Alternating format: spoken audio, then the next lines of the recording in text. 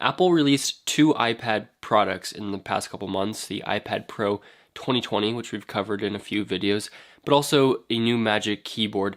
And while the new iPad was exciting to hear about, the thing that I care most about is absolutely the Magic Keyboard. And so here's my review of this keyboard and 7 ways that it fundamentally changes the iPad Pro. Starting with number 1, it transforms something thin, light, and flexible, and I'll explain what I mean by that in a second, into something heavier, thicker, and more rigid. So when you think about it, the iPad Pro is known for being razor thin, just 5 millimeters thick.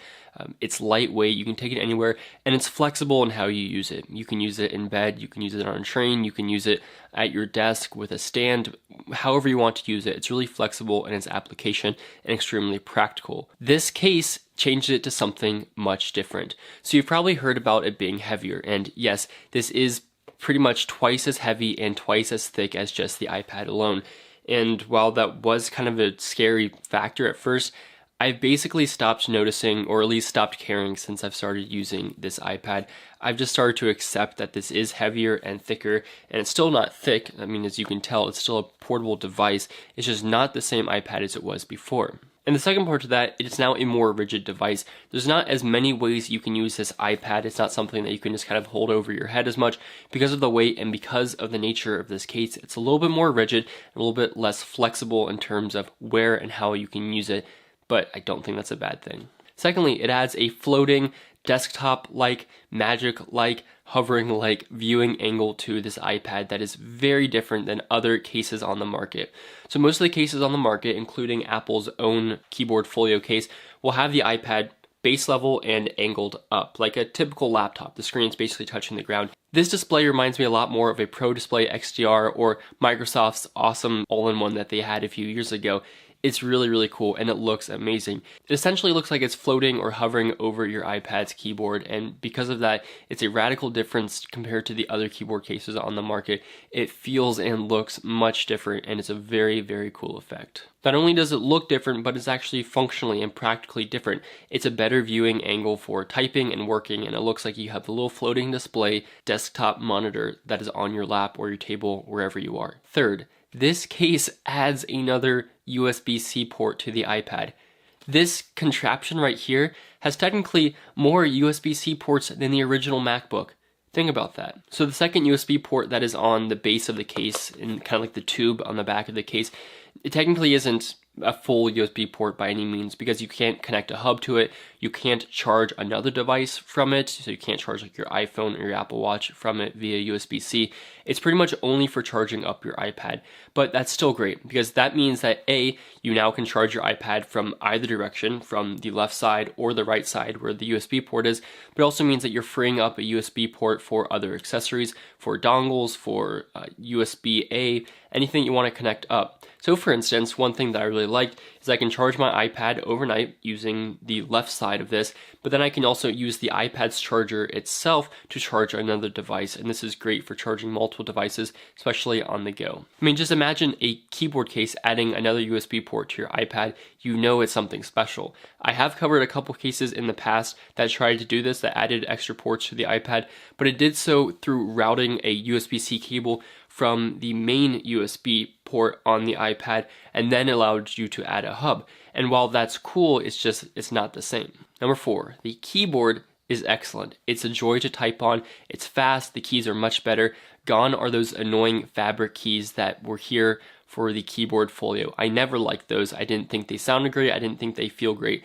These have more feedback, more click, better sound, and they're very comfortable. They're very reminiscent of a scissor switch on a MacBook. The typing experience is fantastic on these, and I think most people agree. It also has a great stealthy black look to it. Now, it is missing a function row, which makes me so sad.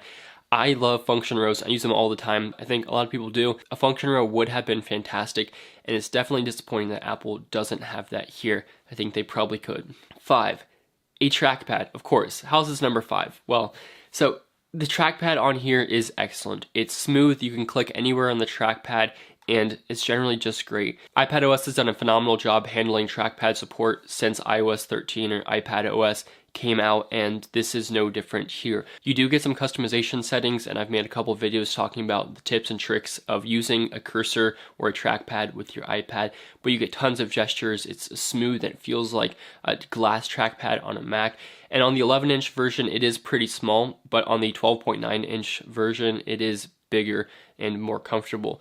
But it's excellent. It changes the way you use the iPad, especially for things like scrolling. I've noticed it most, but scrolling as well as for document editing when I'm writing papers now, it's game changing. I'm now able to comfortably type papers on this iPad with this trackpad and keyboard. Is really excellent. Number 6, this case does not have a fold around or wrap around system. And this is what I mean when I say that this case fundamentally changes the iPad.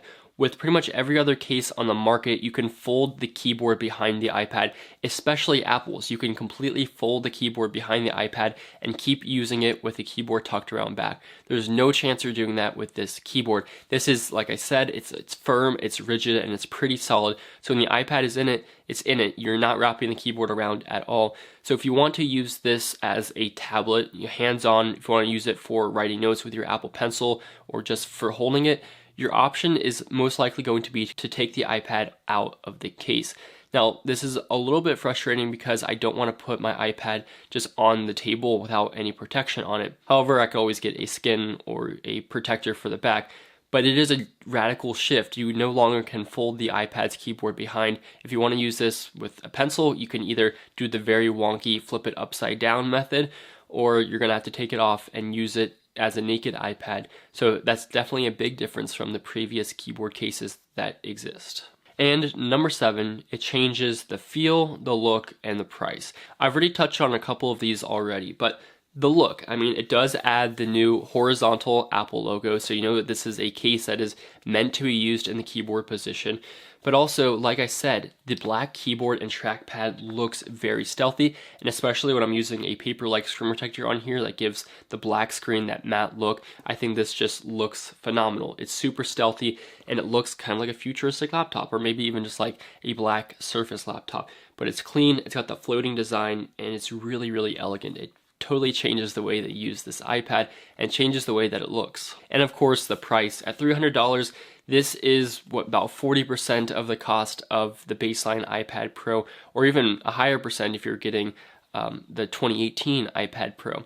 So you are paying a lot of money, and I think that money is significant. It does fundamentally change this iPad Pro into a near desktop-like experience, especially with Safari on iPadOS being excellent now with a download manager and a great files application.